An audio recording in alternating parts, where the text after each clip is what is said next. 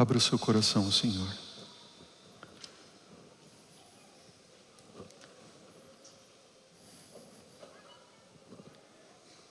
Pai querido, só temos louvor e gratidão, Senhor, por tantas bênçãos que o Senhor nos tem dado, individualmente e como igreja, aqui na nossa igreja, a Igreja Central de Curitiba. São milhares que aqui estão, presencialmente e nos assistindo. Te agradecemos pelas bênçãos que o Senhor nos tem dado neste dia. Pela presença do Teu Espírito, por tudo, Senhor. Pai, chegou um momento tão especial desta manhã, que é quando vamos abrir a Tua Palavra. Fala o nosso coração, Senhor. Revela-nos aquilo que o Senhor tenha a nos revelar.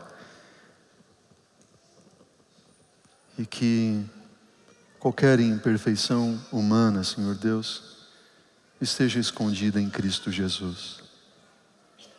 Que o Senhor fale a nós, Pai.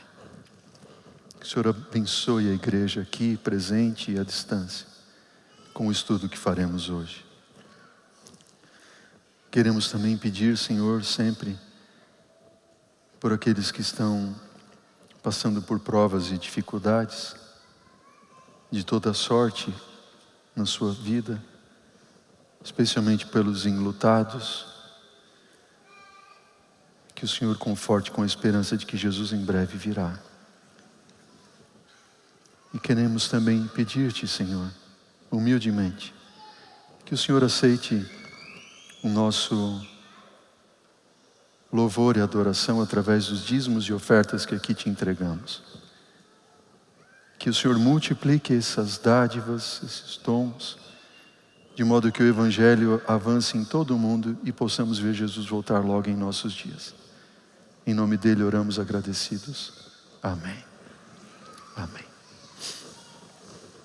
Olá, igreja querida.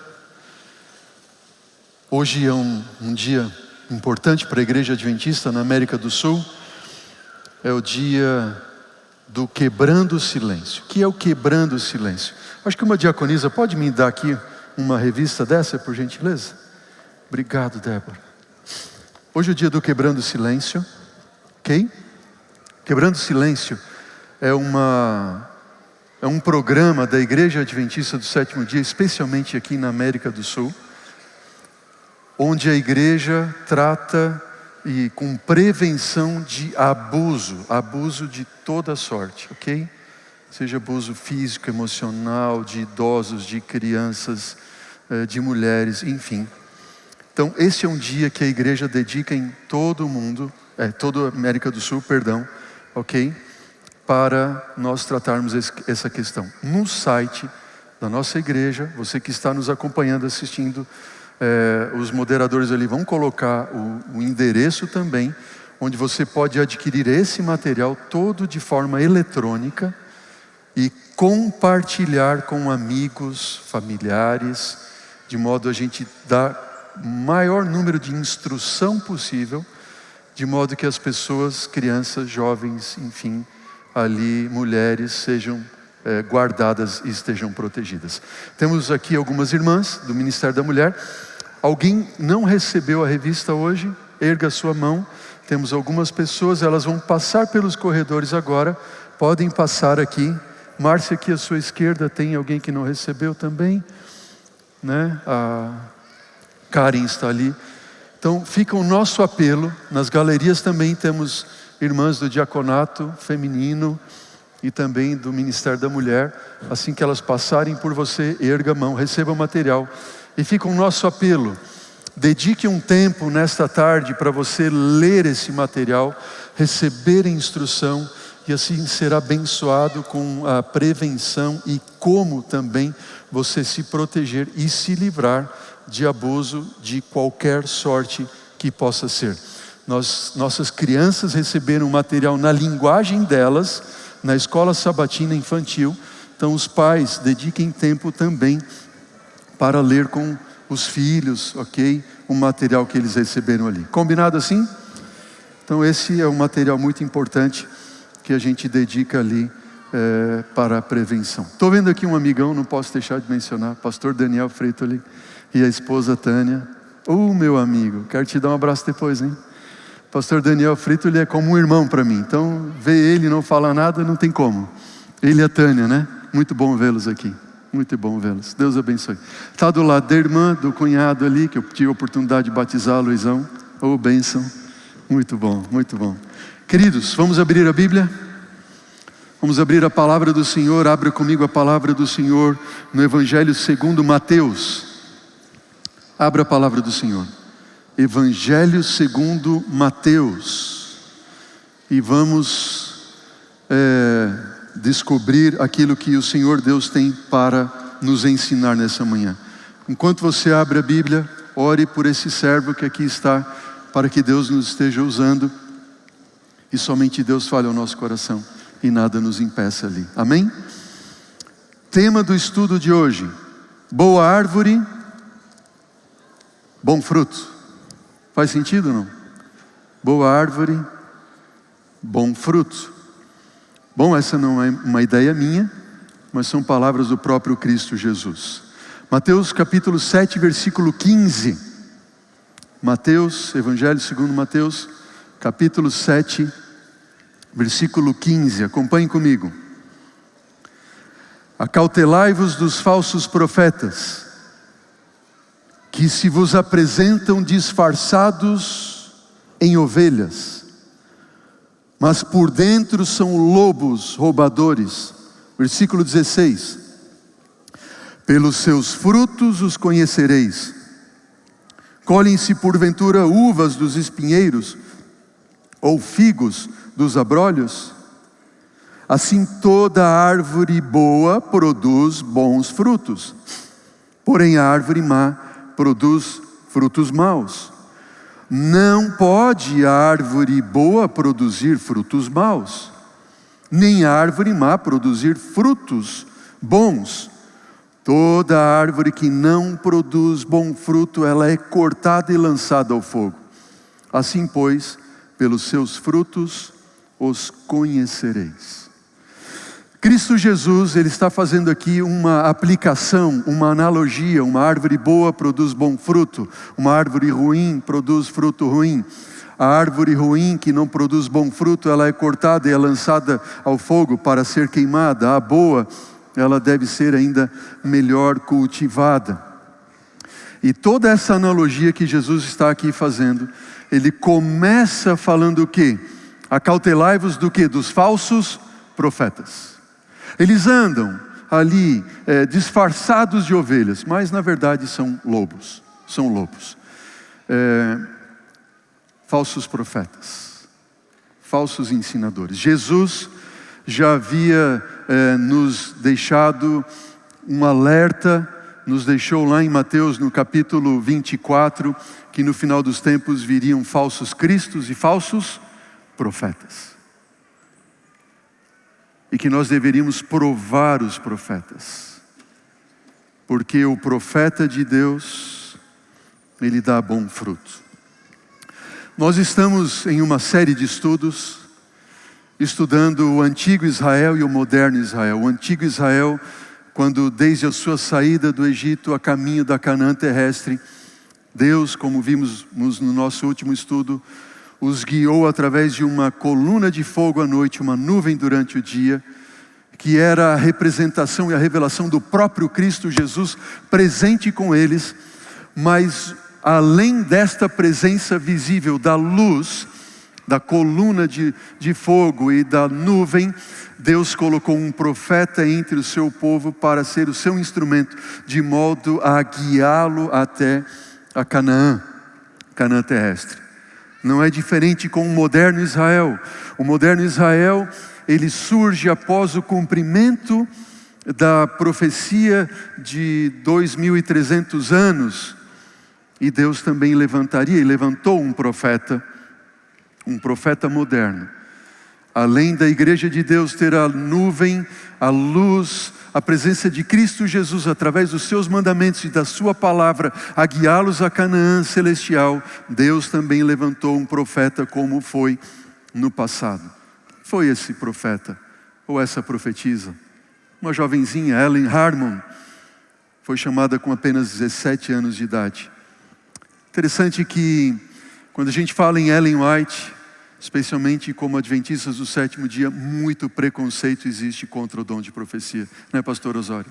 Muito preconceito existe contra o dom profético na pessoa e obra de Ellen Harmon, depois casada com Tiago White, passou a se chamar então Ellen White. Eu quero fazer um apelo para você, especialmente para você que está nos assistindo.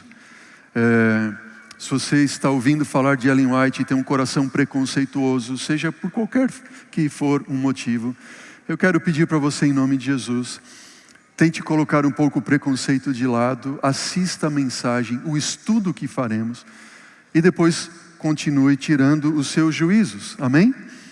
Porque Jesus mesmo diz que a gente tem que provar, fazer juízo, não é verdade? Dos profetas, para ver se é uma árvore boa que produz bom fruto ou não. Ou não. Quando foi a última vez que você falou que Jesus está voltando para alguém? Lembra não? Alguém que não seja da sua casa, alguém que não seja da sua família, alguém que não seja diretamente do seu círculo de amigos. Jesus está voltando. Quando foi a última vez que você entrou e tomou um Uber e juntamente ali com o motorista ou a motorista do Uber conversando, você sabia que Jesus está voltando? Alguém que você se encontrou, talvez no posto de gasolina ou na fila do banco, não sei. Nos dias de Ellen Harmon, dessa jovenzinha, a crença sobre a volta de Jesus era algo que estava em todos os lugares. Todo mundo falava, Jesus vai voltar, Jesus está voltando. Em várias partes do mundo, Deus levantou homens e arautos dessa verdade. Já estudamos sobre isto em nossa série.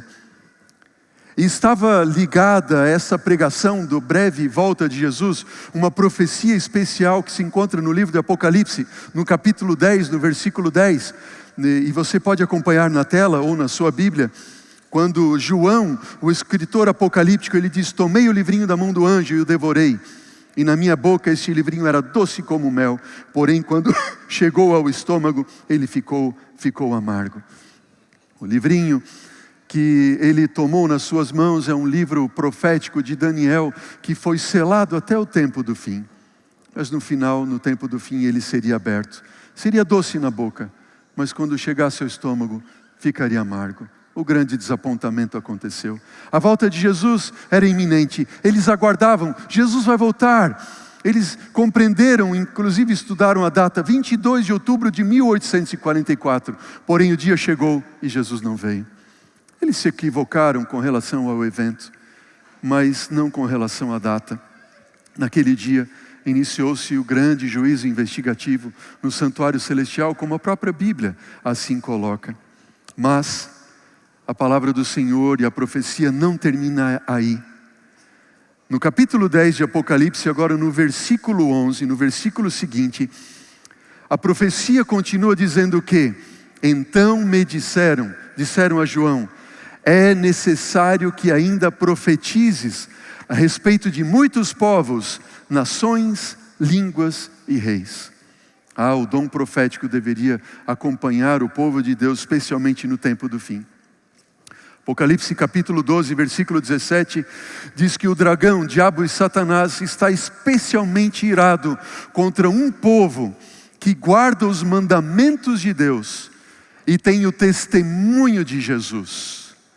Este povo é a mulher pura de Apocalipse, que tem os mandamentos de Deus e o testemunho de Jesus. Mandamentos de Deus, a palavra de Deus, na sua plenitude, sendo apresentada como sendo a nuvem que guiou o povo de Deus e a coluna de fogo, a luz que iluminou os caminhos deles. Mas não seria tão somente a manifestação da palavra, da nuvem ou da coluna de fogo, mas também o testemunho de Jesus. E a Bíblia diz que o testemunho de Jesus, Apocalipse 19, versículo 10, diz que João se prostrou diante do anjo que estava ali a revelar a ele as profecias e o tempo do fim. E este anjo então revelou em Apocalipse 19, 10, que o testemunho de Jesus é o espírito da profecia. E é por isso que o diabo está irado. O diabo, assim como esteve irado com o antigo Israel, onde Deus se revelou através da nuvem, da coluna de fogo, da sua palavra, dos seus mandamentos revelados no Monte Sinai, Deus também indicou um profeta para guiar o seu povo lá no Israel antigo, no antigo Israel. O moderno Israel tem a guia da palavra, tão somente a palavra. O moderno Israel tem a guia dos 10 mandamentos sendo restaurados, como diz Apocalipse. Mas também tem o espírito da profecia. Um dom profético que se manifestou e tem se manifestado entre o moderno Israel. Depois do grande desapontamento, de 22 de outubro de 1844, no mês de dezembro, algumas semanas depois, Ellen Harmon, com apenas 17 anos de idade, juntamente com outras mulheres, 4 outras mulheres, ela teve a sua primeira visão. Visão vinda do próprio Deus. E eu quero ler para vocês o relato vindo das próprias palavras dessa mocinha de 17 anos, Ellen Harmon. Ela diz o seguinte: enquanto estávamos orando, o poder de Deus me sobreveio como nunca o havia sentido antes. Parecia eu estar cercada de uma luz e achar-me subindo mais e mais alto da terra. Voltei-me para ver o povo do advento no mundo, mas não o pude achar, quando uma voz me disse: olhe, olha novamente, olha um pouco mais para cima. E com isso olhei mais para o alto e vi um caminho reto e estreito, levantado em um lugar elevado do mundo. O povo do advento, o povo que crê na volta de Jesus, estava neste caminho, a viajar para a cidade que se achava na sua extremidade mais afastada. Tinha uma luz brilhante colocada por trás deles, no começo do caminho, a qual um anjo me disse ser o clamor da meia-noite. Essa luz brilhava em toda a extensão do caminho e proporcionava claridade para seus pés, para que não tropeçassem. E ela termina dizendo: se conservavam o olhar fixo em Jesus, que se achava precisamente diante deles, guiando-os para a cidade, estavam seguros. Que frase é esta? Que pensamento é este? Se conservavam o olhar fixo em Jesus, que se achava precisamente diante deles, guiando-os para a cidade, eles estavam seguros. Esta última frase perseguiu toda a vida de Ellen. A Harmon, depois Ellen White. Conservar o olhar fixo em Jesus. Conservar o olhar fixo em Jesus é andar pelo caminho e estar seguro. Amém? Queridos, se nós conservássemos o nosso olhar fixo em Jesus, quão diferente seria a nossa vida. Concorda comigo, não? Pensa comigo agora um pouco. Como está a sua vida hoje? O que você tem a dizer acerca da sua vida hoje? Você tem passado por angústias, por sofrimentos, por tristeza, tem passado por insegurança, angústia, dor? Como está a sua vida hoje? Que palavras ou que pensamentos ou que sentimentos vêm ao seu coração quando eu pergunto para você como está a sua vida hoje? eu posso dizer algo a você. Vindo de uma visão que Deus deu a uma jovenzinha frágil. Primeira visão que ela teve. Se você conservar os teus olhos fixos em Jesus, você vai estar seguro. Você vai estar segura. Você pode dizer amém? Nós perdemos nossa segurança. Nós entramos num estado muitas vezes de medo, angústia e aflição. Porque ao invés de mantermos o nosso olhar fixo em Jesus, nós desviamos o olhar para as coisas que nos cercam, aquilo que nós podemos fazer. Oh, querido, quanto sofrimento seria evitado se o povo do advento tivesse conservado o olhar fixo em Jesus, o retorno de Cristo para nos fazer possuir a terra prometida, a Canaã celestial já teria acontecido. Que dor saber que o povo do advento não tem conservado como deveria o olhar fixo em Jesus. Jesus já teria voltado. Aqui está falando a angústia do pregador. Irmãos, igreja, voltemos os nossos olhos tão somente a Jesus. Jovens, voltemos os nossos olhos tão somente a Jesus. De modo que os planos de Cristo se concretizem em nossa vida, não os nossos. Que os sonhos de Jesus se concretizem em nossa vida, não nossos sonhos. Se nós, como moderno Israel, tivéssemos nosso olhar fixo em Jesus, certamente, se nós assim fizermos, e mantivermos nosso olhar fixo em Cristo Jesus, nós o veremos vindo nas nuvens do céu com poder e grande glória em nossos dias. Segurança, segurança, manter os olhos fixos em Jesus, ter segurança. Se nós mantivermos o nosso olhar fixo em Jesus, a despeito de qualquer luta, de qualquer dor, de qualquer provação que esteja vindo sobre a sua vida, ou que você esteja passando, Ele, o Senhor Cristo Jesus, nos usará para pregar a última mensagem de advertência a ser dada a este mundo que está condenado à destruição. E Cristo em breve virá. Cristo em breve virá. Jesus disse, não eu. Não pode a árvore boa produzir maus frutos. Não pode a árvore boa produzir maus frutos, nem a árvore má produzir frutos bons. Assim, pois, pelos seus frutos o conhecereis. Se nós olharmos para a vida dessa menina, Ellen Harmon, a sua infância e juventude foi marcado por 3 eventos muito pontuais e muito especiais. O primeiro evento foi um acidente que produziu nela uma lesão física que marcou toda a sua vida. O segundo evento foi ouvir pela primeira vez, quando tinha 13 anos de idade, a pregação de Guilherme Miller. E o terceiro evento foi haver tido um encontro pessoal com Cristo. Todos esses 3 eventos que marcaram a sua infância e juventude para o resto da sua vida. O acidente, a lesão física. Eu quero ler para vocês nas palavras dela. Como assim ela escreveu? Diz assim, Ellen White diz: sendo eu ainda criança, meus pais se mudaram para Gorham, em Portland, Maine. Aí, com 9 anos de idade, eu sofri um acidente que me afetaria a vida inteira.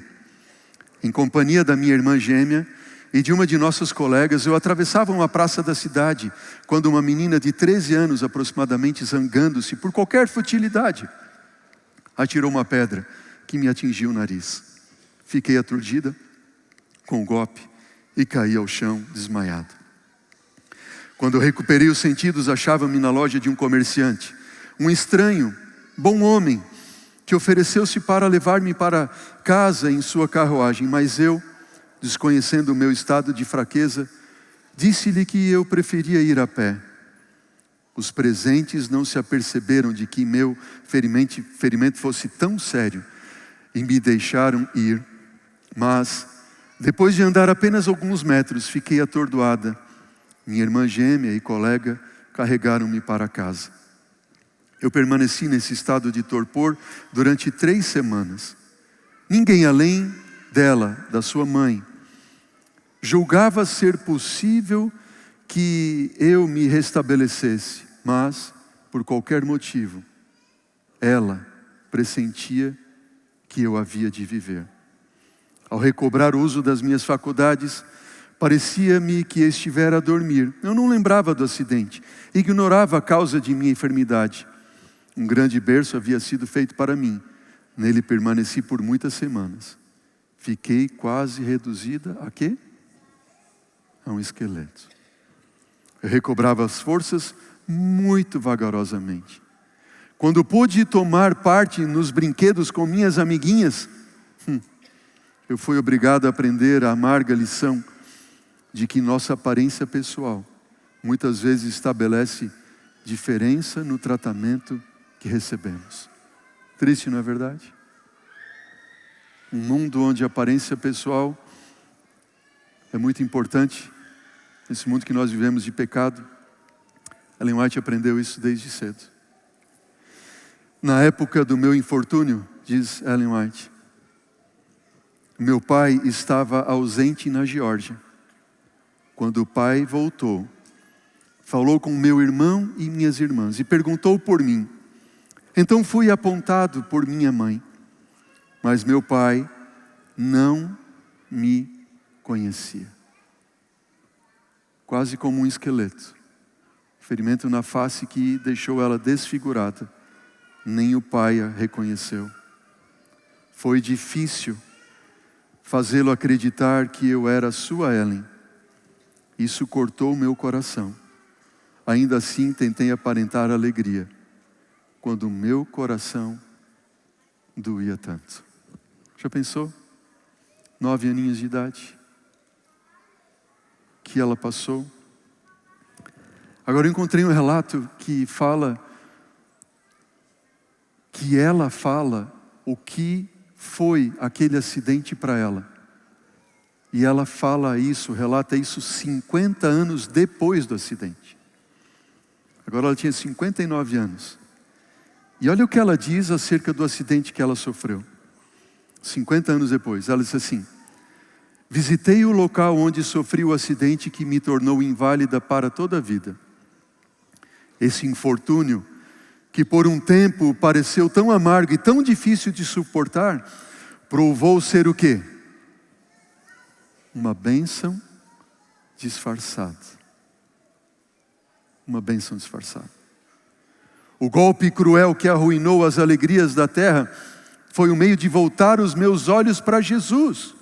Eu poderia nunca ter conhecido Jesus se a tristeza que obscureceu os meus primeiros anos não tivesse me levado a buscar o quê?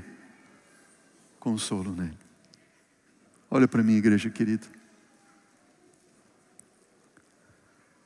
Você consegue ver nesse relato de uma menina, que era uma menina, agora uma senhora, olhando para trás na história da sua vida e percebendo que mesmo em meio às lutas e aflições, mesmo em meio a infortúnios e desgraças aparentes, olhar e perceber, Deus estava comigo.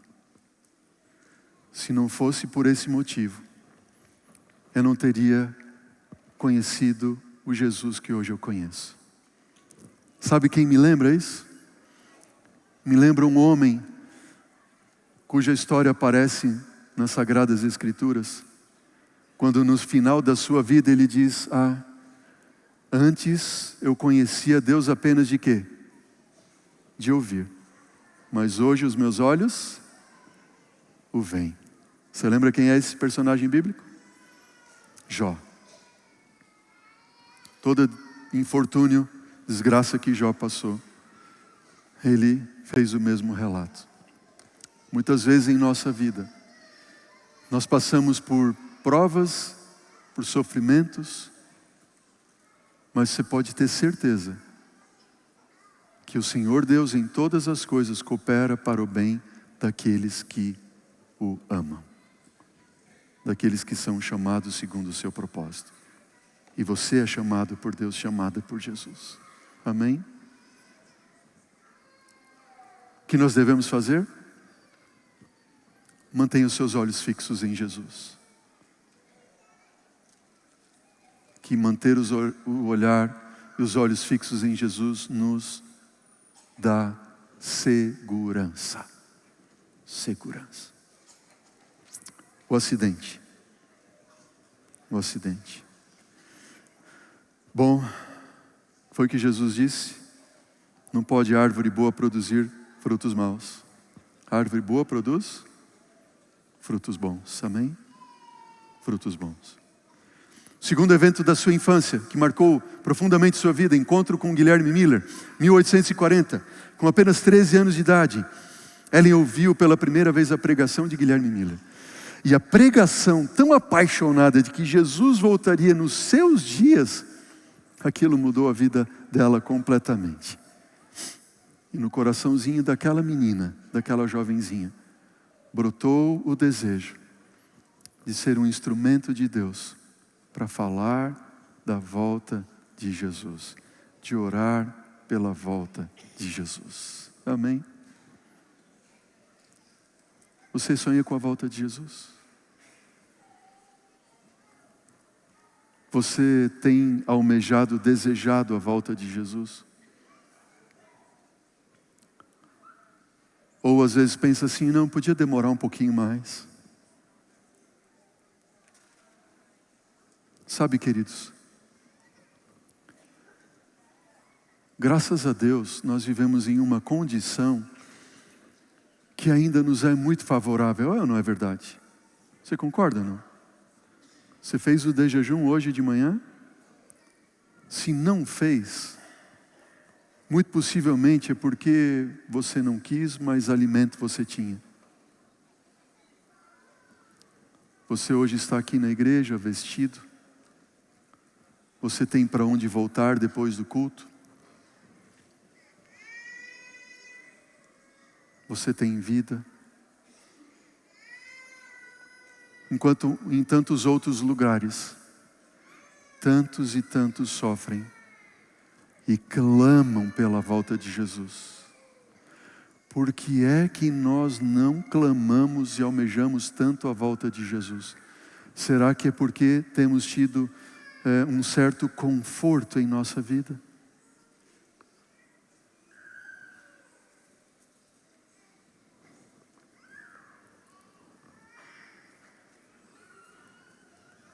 Às vezes eu fico pensando, será que Deus precisa permitir eu perder o conforto, a paz, para então me voltar para Ele? Não há necessidade. Não há necessidade. Terceiro evento. Primeiro acidente, o encontro com Guilherme Miller. E o terceiro evento, a sua experiência religiosa com Jesus. Sabe que embora a pequenina Ellen, essa menina, tivesse o seu coraçãozinho muito voltado para as coisas espirituais, ela tinha uma compreensão errada de Deus. E ela não era culpada disso, porque o trabalho do diabo é realmente fazer com que nós tenhamos uma compreensão errada acerca de Deus. Eu já falei isso aqui outra vez. Quando eu era criança, eu tinha medo de Deus. Ellen White tinha medo de Deus. Eu tinha medo de Deus porque se eu não andasse certinho nos caminhos de Deus, era assim, olha lá, hein? Deus vai te castigar. Muitos já ouviram isso aqui. E alguns já falaram também isso para os seus filhos. Não. Isso é uma compreensão errada de Deus. A Ellenzinha, pequenina Ellen, tinha muito medo de Deus. E o medo de não estar preparada quando Jesus voltasse, o medo de fracassar devido à sua instrução limitada, porque só estudou a terceira série do primário devido à sua situação física do acidente, o medo de que Deus de algum modo a houvesse castigado com aquele acidente. a Deus. Já pensou? Que triste. Eu passei pelo acidente porque eu não era tão boa e Deus me castigou. Foi um castigo de Deus. Uau. Não raras vezes eu ouço pessoas dizendo duas coisas. Uma delas, foi quando eu comecei a seguir Jesus que eu comecei a ter problemas na minha vida. E aconteceu isso, e o diabo, isso, aquilo. Se fosse assim, eu não seria pastor então. Quer dizer que eu sigo a Jesus e vou passar por dificuldade? Não. A gente pode passar por dificuldade seguindo ou não a Jesus. Outras coisas é que a gente ouve muito, é que as pessoas passam dificuldades porque foi um castigo de Deus. As dificuldades nós passamos porque nós vivemos num mundo de pecado. Pode ser permissão divina? Sim, pode. E Deus permite porque Ele respeita a nossa liberdade de escolha. Às vezes nós andamos por caminhos que Deus não queria que nós ali estivéssemos caminhando. Tudo isso se tornou uma angústia secreta no coraçãozinho de Ellen. E que ela fechava e não abria para ninguém. Mas um dia, ela abriu seu coração para sua mãe. Dizendo quanto medo ela tinha de Deus. Medo do inferno. Medo de que Deus era alguém que castigava. E a mãe de Ellen, tão preocupada com essa visão que ela tinha de Deus, sabe o que ela fez? Ela encaminhou Ellen para que fosse conversar com um pastor. Pastor Stockman, Levi Stockman, um jovem pastor. E o pastor Levi Stockman, quando ouviu de Ellen o medo que ela tinha de Deus, a experiência que ela tinha a respeito de Deus, eu quero registrar para você, ler aqui nas próprias palavras do pastor Levi Stockman, que ela relata. Ellen disse assim, na verdade o pastor Stockman disse para ela, Ellen, você é tão criança, sua experiência é muitíssimo singular, numa idade tão tenra como a sua, Jesus deve estar preparando você para algum trabalho muito especial. Amém? Vocês viram o garotinho Renan entrando no tanque batismal? Pastor, eu quero ser batizado. Pastor, eu já tenho 10 anos. Pastor, esse é o dia é tal do meu batismo, viu? Eu não tenho dúvidas que Deus vai usar o pequeno Renan para uma obra muito grande. Assim como quer usar todos nós. Pastor Stockman apresentou para Ellen White um Deus na pessoa de Cristo Jesus. Sabe quando Jesus diz assim, quem vê a mim, vê quem? Meu Pai? Para mim, queridos, quando eu li esse versículo bíblico no Evangelho de João, mudou a minha compreensão acerca de Deus. Eu que tinha medo de Deus. Eu pensei assim, peraí, Jesus está dizendo, quem vê a mim vê o Pai? Quer dizer que a forma como Jesus prega é o Pai pregando. Como Jesus cura é o Pai curando. Como Jesus ama é o Pai amando. Como Jesus se revelando é o Pai se revelando através de Jesus. Que bênção! Esse é o meu Deus.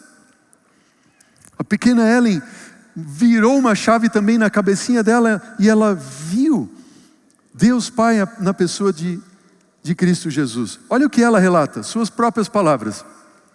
A fé tomou posse do meu coração. Experimentei um inexprimível amor a Deus. E tinha o testemunho do seu Espírito de que os meus pecados estavam perdoados. Minhas opiniões acerca do Pai estavam mudadas.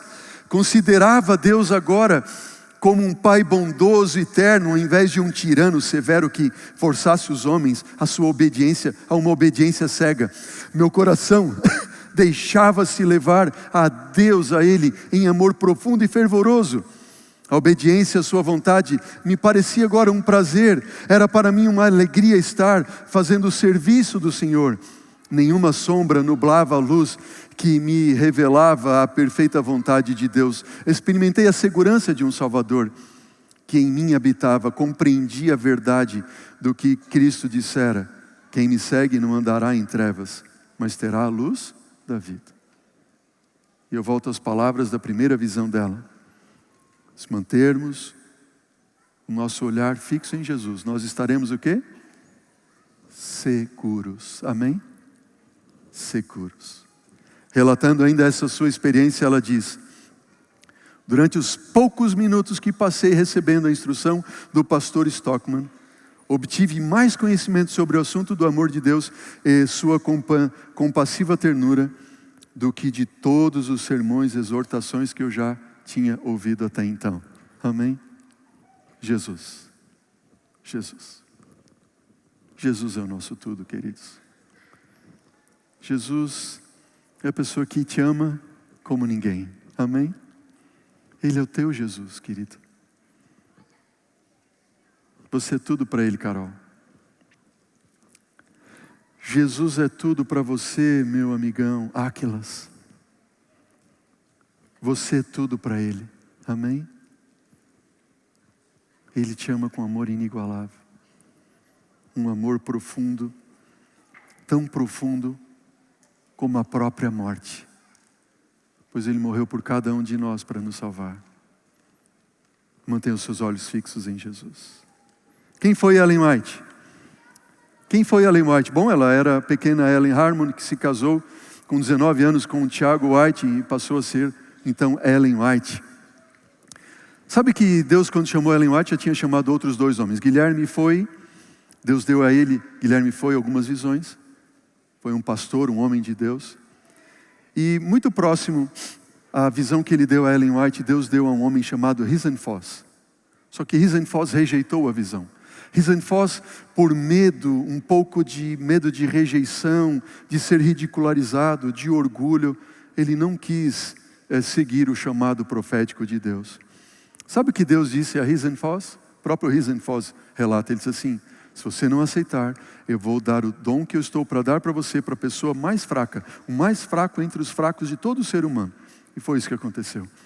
Deu para aquela menininha, que com muito esforço sobrevivia, devido ao acidente que sofrera, e assim lutava para manter-se viva. Ellen White exerceu um ministério profético por 70 anos.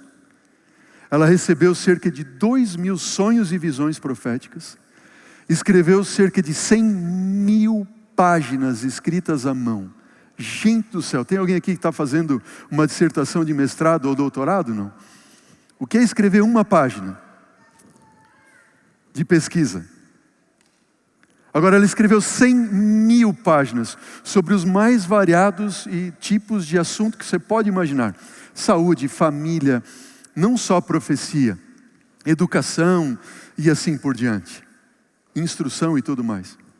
Com apenas a 3ª série do primário. Apenas a 3ª série do primário. Supõe-se que ela seja o 3º escritor mais traduzido em toda a história da literatura, a escritora mais traduzida, e dentre os escritores norte-americanos, contemporâneos seus, e hoje mesmo a nós, de ambos os sexos, também ela é considerada a mais traduzida. Saúde frágil, 1,52 m. 1,52 m. Dentre muitas coisas, ou tantas coisas que Ellen White fez ou exerceu, ela foi uma mensageira de Deus, conselheira, esposa leal, mãe amorosa, dona de casa, líder visionária, oradora pública, escritora prodigiosa, voz profética de um movimento profético, viajante incansável. Quando seu filho mais velho, Henry, nasceu, quando ele nasceu, faltavam 4 dias para ela e Tiago White completarem o 1º ano de casamento. Ela pensou, bom, agora eu vou ficar mais tempo em casa. Nasceu o bebê. Só que Deus revelou a ela em sonho de que ela não deveria ficar em casa, que Deus iria cuidar do pequeno Henry. E o pequeno Henry ficou com uma família de conhecidos, sendo educado por eles, por quase 5 anos, porque nem casa eles tinham para morar. Eles eram itinerantes e ela era uma pregadora itinerante juntamente com o seu marido. Sabe, o contrário do que muitos pensam, Ellen White era uma mulher de bom humor. Quando a gente olha as fotos, né? A gente pensa, nossa, ela tem uma cara um pouco carrancuda, né, Lobão? É que para tirar foto naquele tempo não é como hoje, né? Vai fazer um selfie ali, não. Tinha que ficar estático, né? E porque demorava um ano ali quase para tirar uma foto. Mas ela é relatada pelos seus contemporâneos e amigos nos livros como sendo alguém de muito bom humor. Cadê as crianças aí? Sabia que Ellen White já teve cachorrinho, não? Quando ela se mudou para a Austrália, eles lá adotaram um cachorrinho. Sabe qual é o nome do seu cachorrinho? Hã? Sabe qual é o nome que Ellen White deu para o cachorrinho dela, Érica? Tiglat-Pileser. Sabe por que esse nome? Porque Tiglat-Pileser foi o rei assírio pior que já existiu na história da humanidade. Talvez foi esse rei assírio Tiglat-Pileser. O apelido dele era Pul. E o apelido do cachorrinho era Tig. E ela deu esse nome Tiglat-Pileser, sabe por quê? Porque ela esperava que ele fosse um bom cão de guarda para cuidar e guardar a fazenda onde eles moravam. Mas Tiglat-Pileser não era nada de cão de guarda, ele era um cãozinho muito querido, amoroso, certamente por causa do carinho e amor que recebia também dos da casa. Diz que Ellen White tinha uma eguinha também, uma eguinha, ela deu o nome da eguinha de Dolly. E ela disse assim, olha, essa égua, essa Dolly, a Dollyzinha querida, ela deve ter alergia ao trabalho, ela dizia. Porque ela não gostava de fazer esforço. Se botava uma carga um pouquinho mais pesada, ela não ia. Então ela tinha alergia ao trabalho. Quando ela tinha mais idade, Malton, Ellen White, tinham enfermeiras que cuidavam dela, e uma das enfermeiras, Paula, tinha o costume de dia após dia fazer um banho de sal no corpo dela para friccionar e ajudar ali, né, com a saúde dela e tudo mais. E um dia, essa enfermeira, Ellen White estava recebendo banho de sal ali, e ela sentiu uma textura um pouco diferente.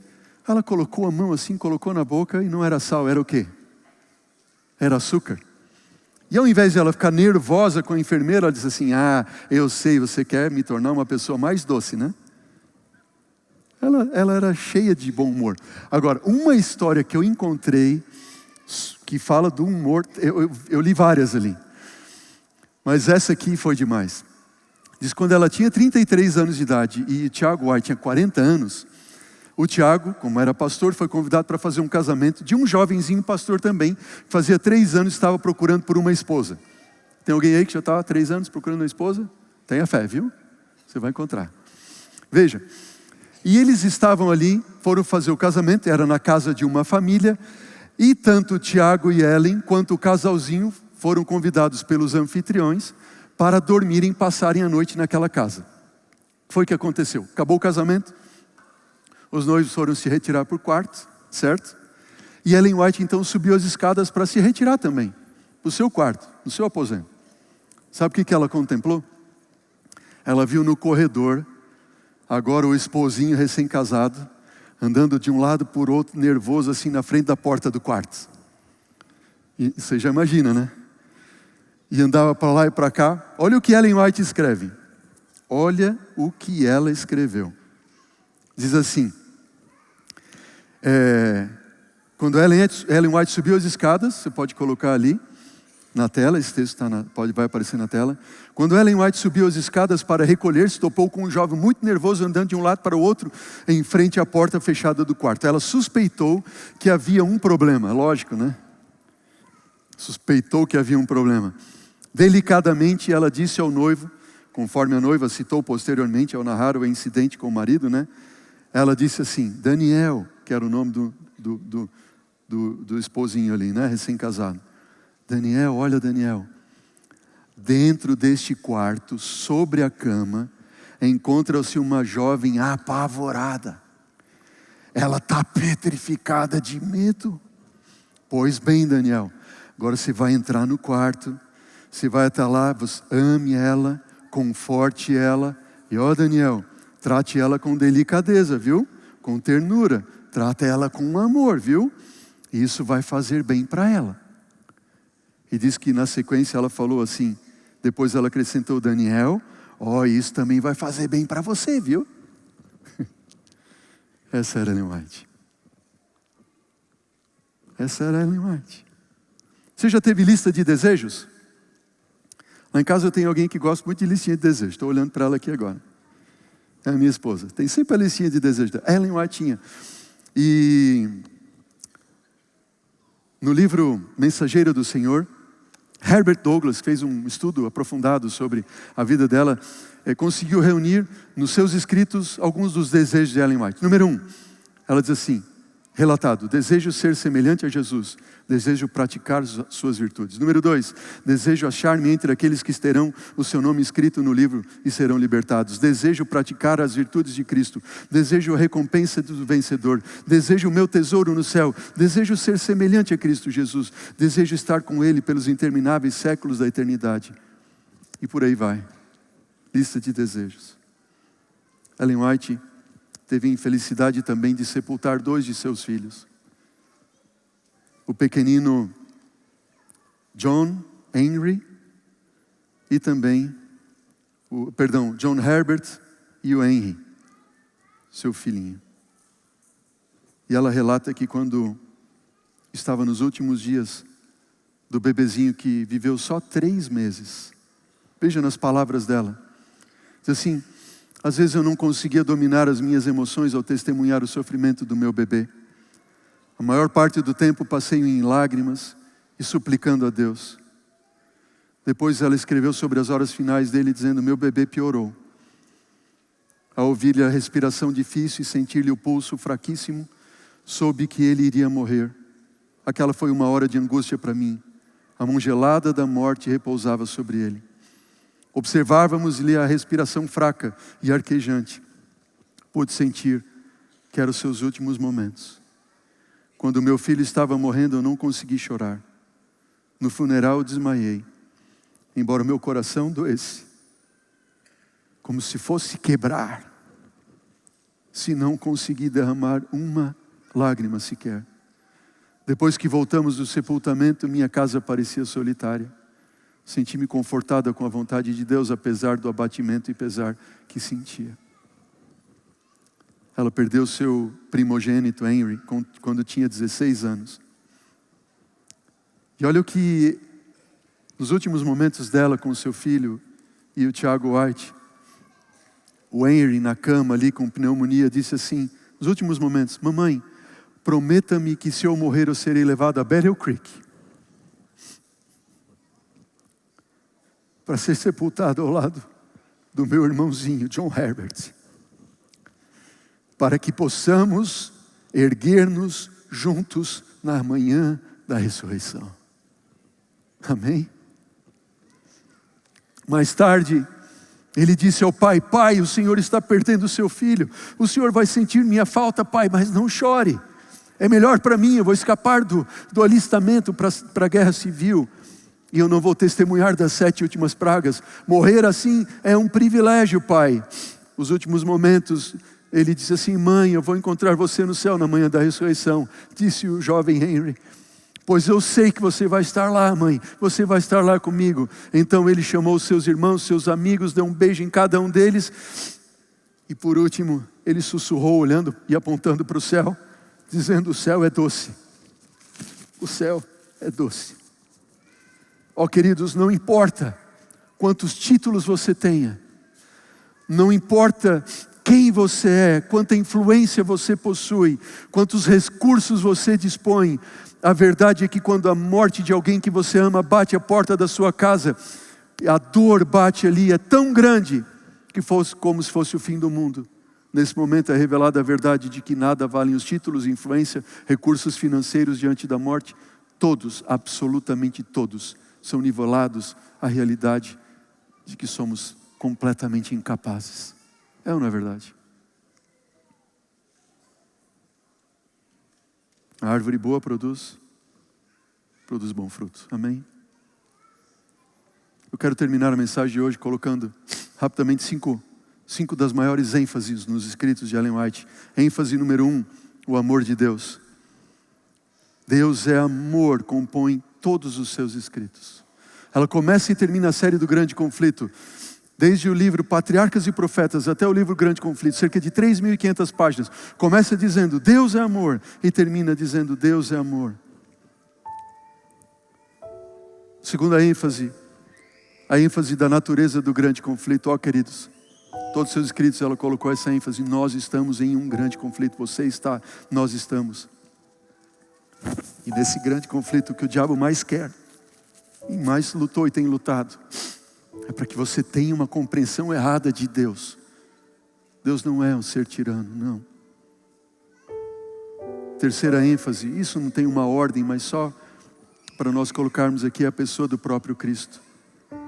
Sabe que ela mencionou o nome Jesus em seus escritos, Cristo e Salvador, mais de 200.000 vezes. Jesus, mantenha os seus olhos fixos em Jesus. Você vai estar seguro. Você vai estar segura. Arlindo Ebinger fez um estudo nos seus escritos e conseguiu identificar 1821 títulos que Ellen White deu para Jesus. Já pensou?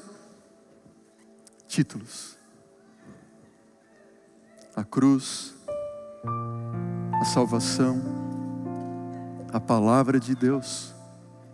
Ela diz: caro leitor, recomendo-vos a palavra de Deus como única regra de nossa fé e vossa fé e prática.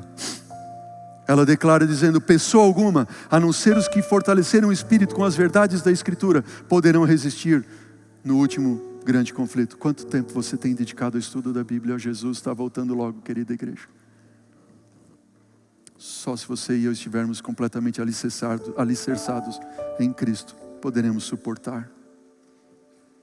E a última ênfase que eu quero ressaltar aqui é sobre a própria segunda vinda de Cristo Jesus. Em todos os seus escritos, ela pregou: Jesus vem, Jesus vem. Alegra-te, prepara-te. Ela disse: eu ouço os passos do quê? De um Deus que se aproxima. O amor de Deus, o grande conflito, a pessoa de Cristo, a palavra de Deus, tudo mostrando e enfatizando que Jesus é o mais importante de tudo. Como fruto de sua liderança profética e inspirada, a Igreja Adventista do Sétimo Dia, esse movimento profético, é a denominação cristã protestante que está presente no maior número de países do mundo. Nenhuma outra denominação cristã está presente no maior número de países no mundo mais que a Igreja Adventista Sétimo Dia.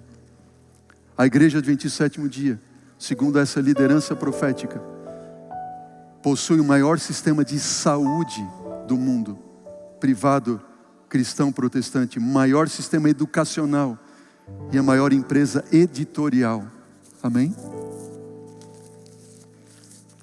Não pode a árvore boa produzir frutos maus, é ou não é verdade?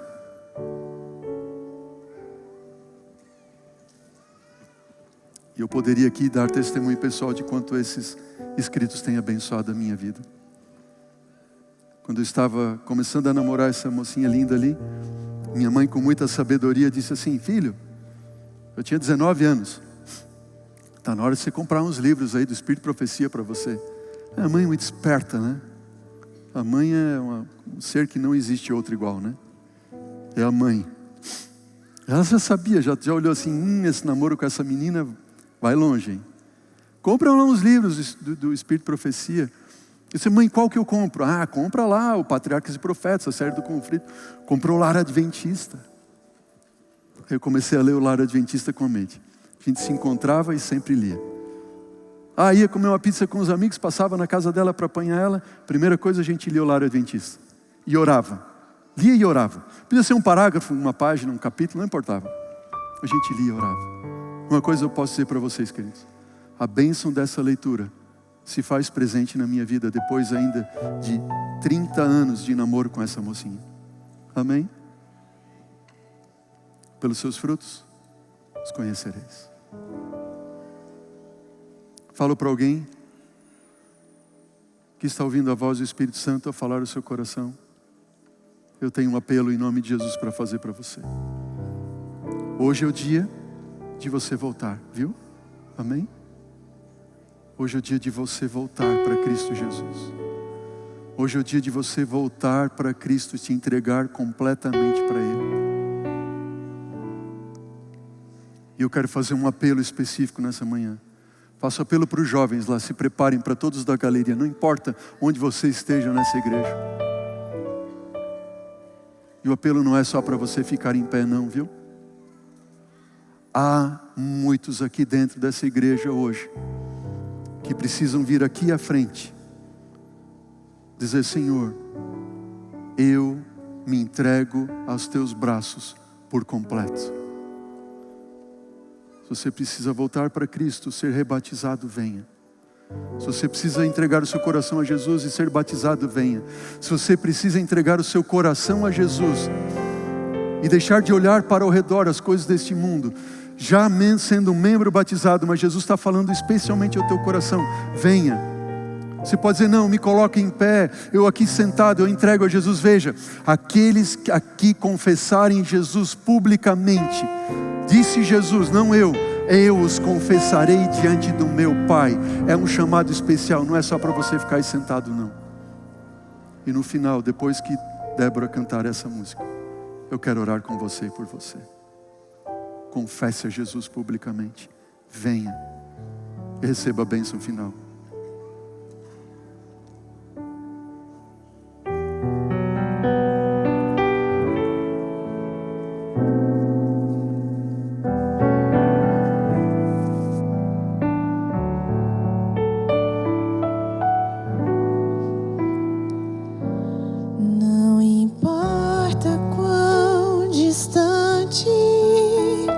Tens andado de Jesus. Pense um pouco nesse instante, no poder de sua cruz. Seu amor não tem limites, não tem lógica ou razão. Seu olhar é um convite para aceitar o seu perdão. Hoje é o dia de voltar. Não olhes para trás. Se o teu coração falar, diz nada mais. É Jesus te ama assim. Lá na cruz em ti pensou. Tu és tudo para mim.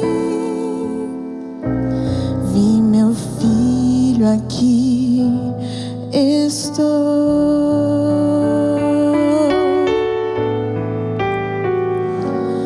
Os defeitos do passado, seu poder vai transformar.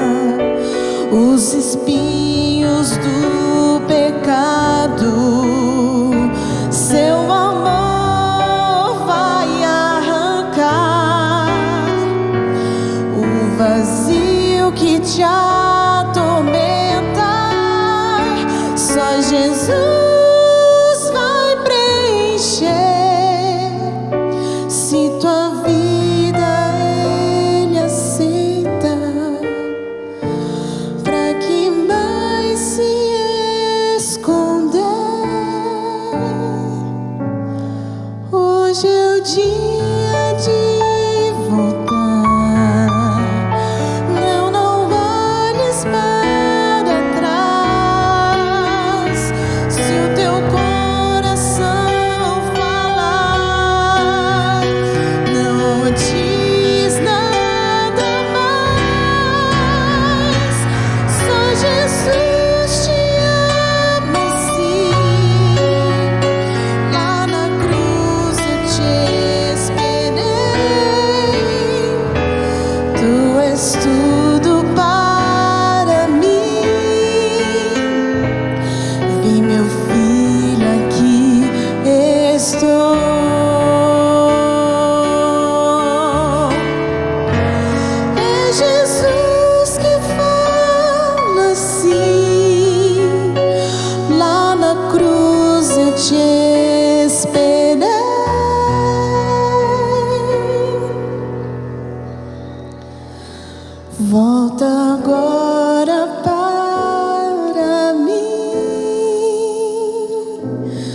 todo tempo eu te amei.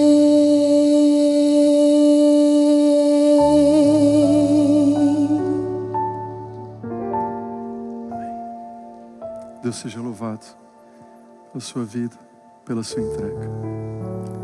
Vou orar nesse momento por cada um de vocês. Quando terminar a oração, alguns dos nossos pastores, diaconisas vão entregar para você um folhetim para a gente conhecer melhor você. Se você precisa estudar a Bíblia, conhecer, ajudar você na sua decisão, também nos próximos passos da sua vida. Vamos orar. Pai querido, obrigado, Senhor, porque o Senhor é um Deus de amor tão grande.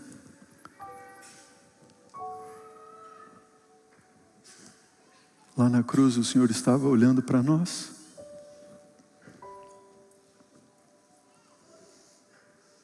O Senhor derramava o sangue, contemplava o Filho a sofrer, porque via esse dia hoje aqui, Senhor.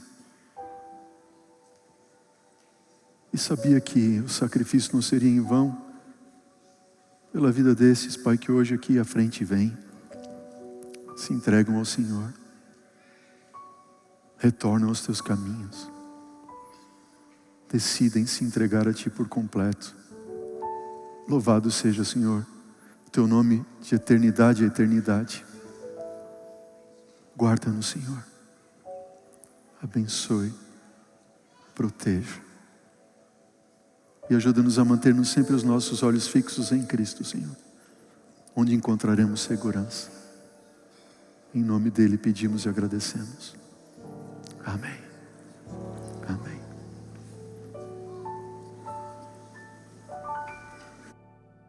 Olá, meu irmão, tudo bem, minha irmã? Agradecemos porque você esteve conosco nesses minutos onde estivemos adorando o nosso Rei. O nosso Deus merece toda a nossa honra, todo o nosso louvor. E ainda mais, Ele merece uma entrega completa. Se você não se entregou ainda a Jesus, ao nosso Deus, através do batismo, esse é o momento que você pode acessar o QR Code ou o link na descrição e falar: eu quero ser batizado. Se você quer ser batizado, se você quer entregar a sua vida nas mãos de nosso Deus, dê essa informação para a gente, para que nós vejamos os meios para ajudá-lo a concretizar essa decisão. Desejamos que Deus continue abençoando e por isso estamos aqui, para te ajudar. Nós nos colocamos disponíveis para te abençoar. Agradecemos a tua presença, que Deus continue guiando a sua vida.